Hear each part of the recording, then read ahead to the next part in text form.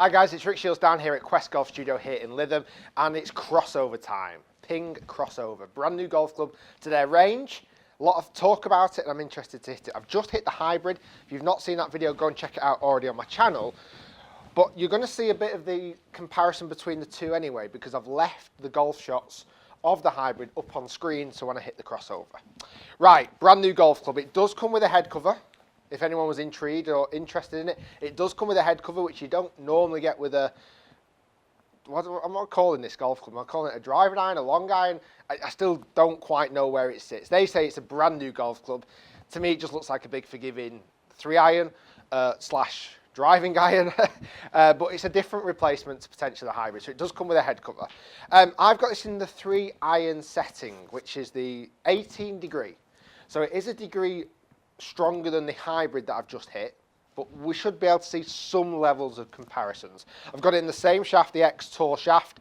Now, the crossover itself, it's apparently helping kind of bridge that gap between golfers who don't massively enjoy hitting hybrids, who want something that's forgiving and replacing a long iron, and kind of has a bit more versatility. And I, for one, would put my hand up in that category.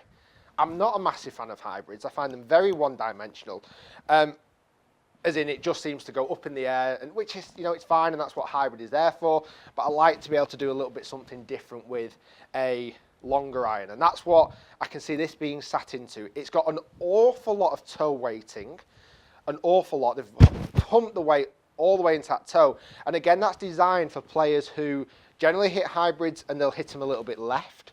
Again, I'm absolutely in that category. So pump more weight into the toe to make it a little bit more, I don't want to say fade biased, but less potentially draw biased. Now with an iron that compared to a hybrid, an iron does have a flat face. It's obviously got loft, but there's no roll and bulge. So it is a flat face compared to a hybrid. So that for me would stand out as an area that if off-centered hits, I'm not sure if it's going to perform quite as good, but we're going to see that in the test. Should we hit some shots? Let's get cracking with it. So my initial thought behind the ball is I love how confident building it is. It's big, it's chunky, I love the black head, I love the design that it's not got too much offset. I'm just, in my head, I'm slightly worried about the thickness of the sole. To me, that seems a little bit too on the chunky side. Let's give it a hit. Let's give this a whack. So I've been custom fit for this, and I actually got it custom fit in a blue spot, slightly more upright than my conventional black spot. But that doesn't really make an awful lot of difference. So let's hit some shots. So I've got it on sim software. A red line will pop up now instead of a white line. The white line was the hybrid shots, and the red line is the crossover.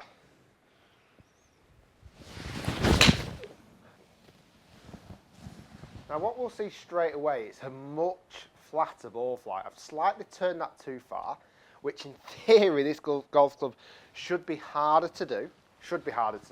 It's carried about the same distance, but you can see, obviously tell by the difference in flight, it's come out an awful lot lower, so its finished distance is longer.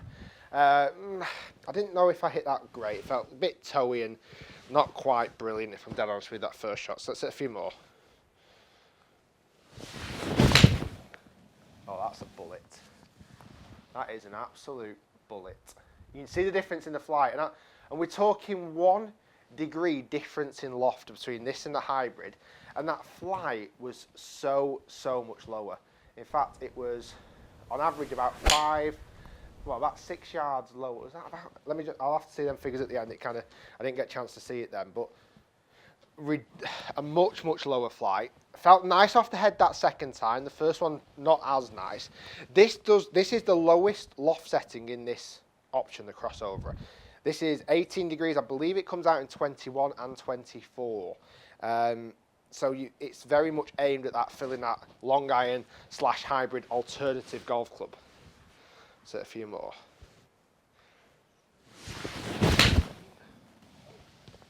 That's a better flight, straighter down the line, but again, it didn't feel super hit. It didn't feel right in the middle. I'm catching just these a little bit out of the toe at the moment.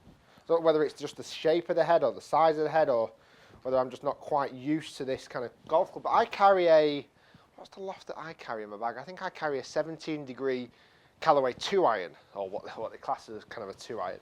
So, you know, there's not too much difference between that and this, in my opinion.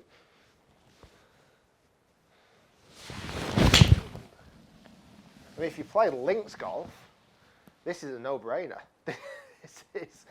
I'm actually struggling to get this any height at all, if I'm dead honest with you, where potentially the hybrid goes a little bit too high. This is coming out very, very low flighted. I'm not massively convinced about what this golf club is trying to be, if I'm dead honest. I'm not sure. I think if it was to have come out as a driving iron, or just something that would, I don't know, we're all a little bit more familiar with, I think I would have known exactly where it would have sat. With it being this kind of crossover, whatever, you know, that term kind of dictates it means, it's kind of that in between the hybrid, the longest iron that you carry. So it's kind of for me, it's a hybrid replacement. It's supposed to have the ball speed, the power and everything of a hybrid, but with more accuracy of an iron. Again, that to me, it's just a driving iron. It's a big chunky iron. Let's face it. Let's not beat around the bush. It's just a big chunky iron that hits it well, but very, very low. I mean, they're going about the same distance as the hybrid here, and there was a degree difference in loft between the two, so that's not going to make a huge difference.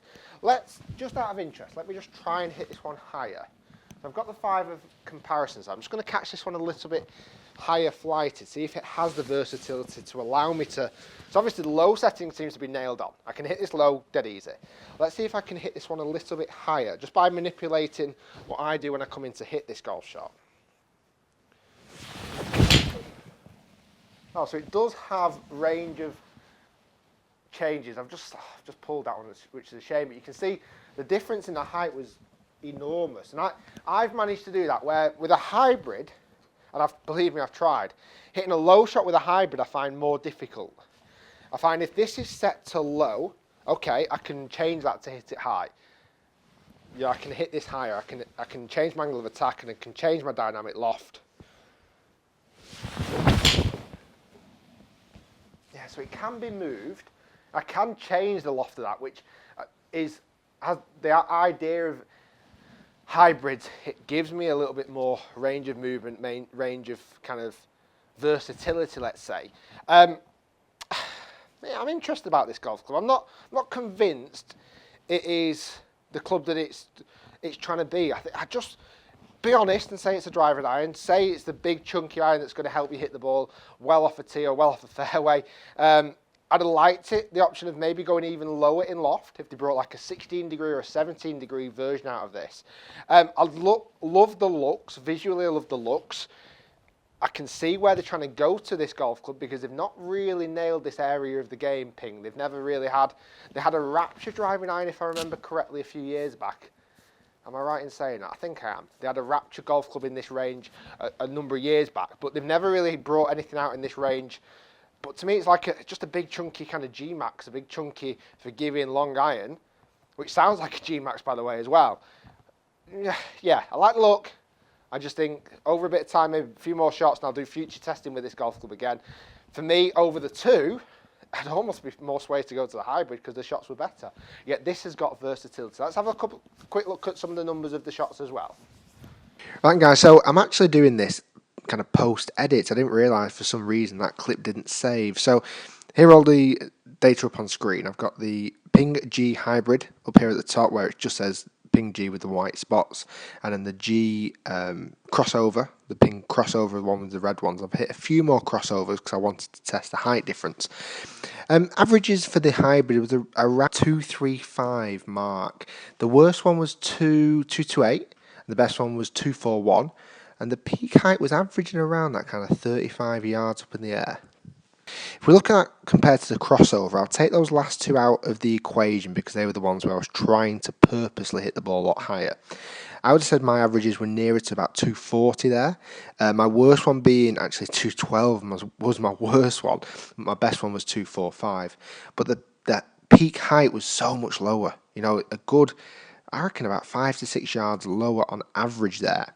When I wanted to hit it higher, at these last two I could, so I made it go 38 yards up in the air and 44 yards up in the air, but I had to purposely manipulate that. I found that just general setting it went an awful lot lower. What I did notice on club head speed of the G crossover was faster. Much faster than what it was with the hybrid. Ball speed kind of hung around the same, about what 150 mark, and everything was a kind of around about the same, apart from that difference in height. That was the biggest difference that I noticed. So guys, thanks so much for watching. Hopefully you've enjoyed the reviews of the Ping G range so far. If you have missed any, do check them out already on my channel. You can click the links here in the corner and it'll give you to the playlist. Do subscribe, do comment down below, and we'll see you next time.